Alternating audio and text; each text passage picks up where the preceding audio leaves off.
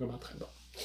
Salut les brunchers, salut Martin. Salut Alain. Bienvenue à cet épisode du Whisky Brunch. Aujourd'hui, on vous présente quelque chose de spécial, une entrevue que Martin a réalisée avec Bryan Simpson, l'ambassadeur canadien de Ardbeg et de Glenmorangie. Il y a un petit accent écossais, il est quand même assez écossais. Un petit accent. On va vous faire un petit résumé à la fin des questions qu'on lui a posées. Slanja!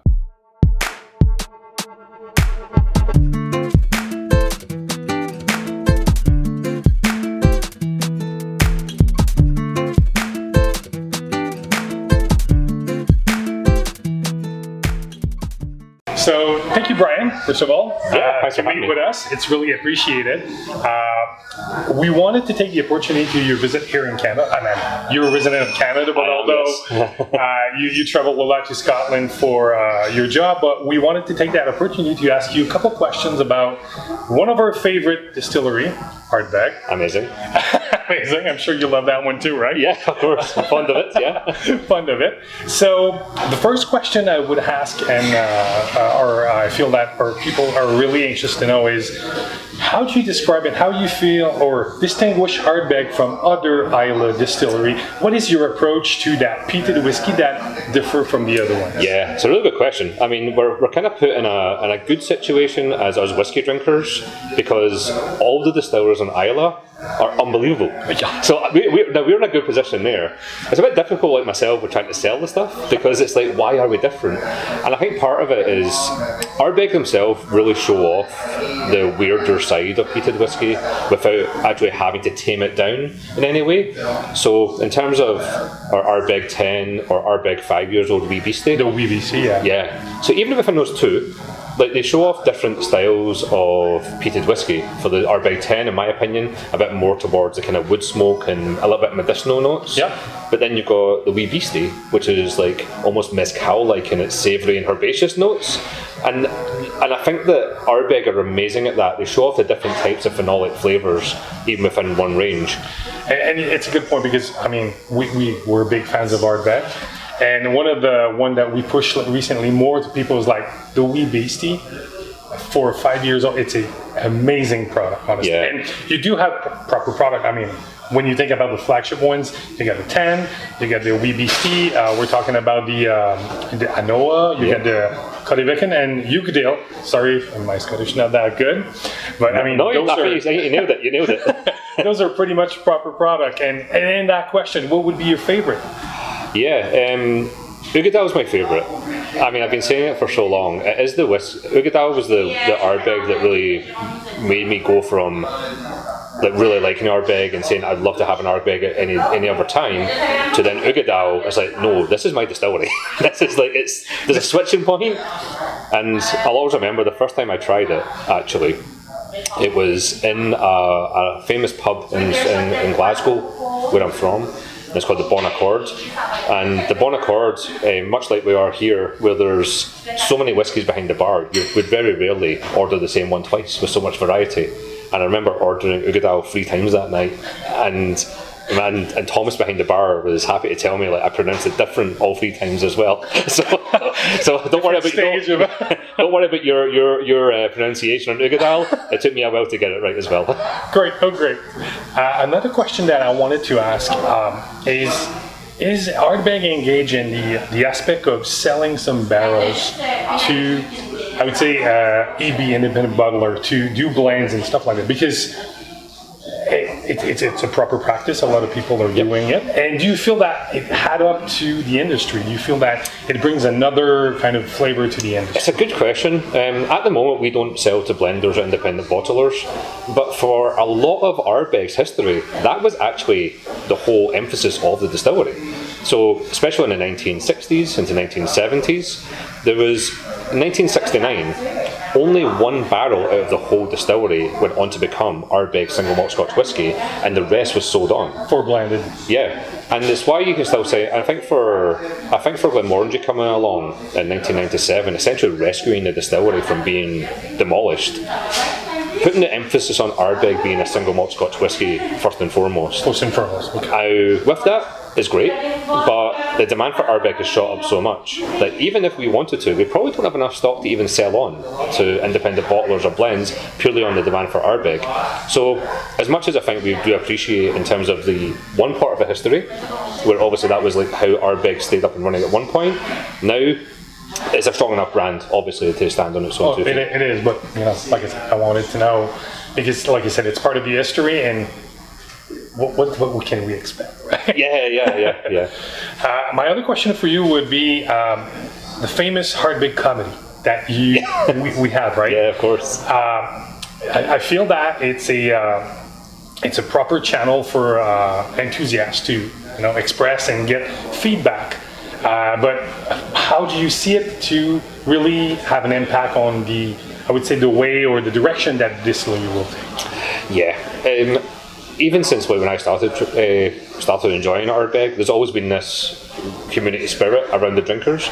So if I was going to whiskey tastings, and as soon as you heard like an Ardbeg fan, there was like a weird noise in the room because everyone got excited. And I think that's always been our emphasis, is to make Ardbeg for Ardbeg fans, because they know better a lot of the time. It's themselves that we talk about Glenmorangie rescuing the distillery. They did, but it was the Ardbeg fans and the Ardbeg committee that kept us going. And growing now, I think it's like over 150,000 people signed up on ardbeg.com to be a committee member. And every so often we will ask them in terms of like, what is it you're wanting? How do you feel about things? And I'm always quite open at my tastings for sure, asking feedback. And those feedback, it's not always like the positive things, but then we pass it back, and then from there they can start to strategize. And do you feel that you have more response from members from the UK? Because you did open it to international, wasn't it too? Yeah. But do you feel that you're a bit less connected to the international part of it, or? I think that it's a really good question. I think the one thing I would say about Canada and the Ardbeg fans, the Canadian whiskey fabric is the strongest in the world. The actual community of whiskey fans here, so supportive of each other, and you can see that by how far people travel across Canada to go to the big whiskey festivals, for example. And Ardbeg fans are definitely part of that. So when it came to, for example, the Ardbeg Leibiste, when that was coming out, it was the Canadian team where actually had that seat at the table asking if there's going to be an age statement on it or not. And then it's like, what do you think your Ardbeg fans in Canada are going to be looking for? And I think we made the right choice of putting that very bold 5-year-old age statement on there. Yeah, but 5 is the minimum, right? So we all know that. I think you've got. I mean, they were going to release a 3-year-old Ardbeg for that. So they were going to say 3 years old Ardbeg. That's what Dr. Bill Lumsden and Gillian MacDonald and Brendan McCarran, they said 3 years old. We would love to do it. It'd just be the most bold thing to do. But unfortunately, they just couldn't get the balance right between what's maybe beautiful for a small percentage of whiskey fans to something a bit more broad. And they went to 4, and then eventually 5 was a magic number for them. Oh, that's great. We talked about the Leibiste and the comedy, and technically lately you announced that we're going to receive soon on the shelf the anthology. Yeah. So it's interesting with the anthology one, using barrels that, from my understanding and everything we're told, Ardbeg have never used them before, and there's those unbelievable Sauterne barrels from France. And I've not been able to try and sample that just now there, but a few of my friends back in the UK who are lucky enough to pick some up said there's such an incredible balance between the Ardbeg distillery character with those Sauterne barrels. And that was my question, because you're really going towards more sweet for the Sauterne, and you're getting that peated and smoky of Ardbeg. So I'm really anxious to see that. But my real question behind it, Bryan, would be, you did announce that, so what could we expect?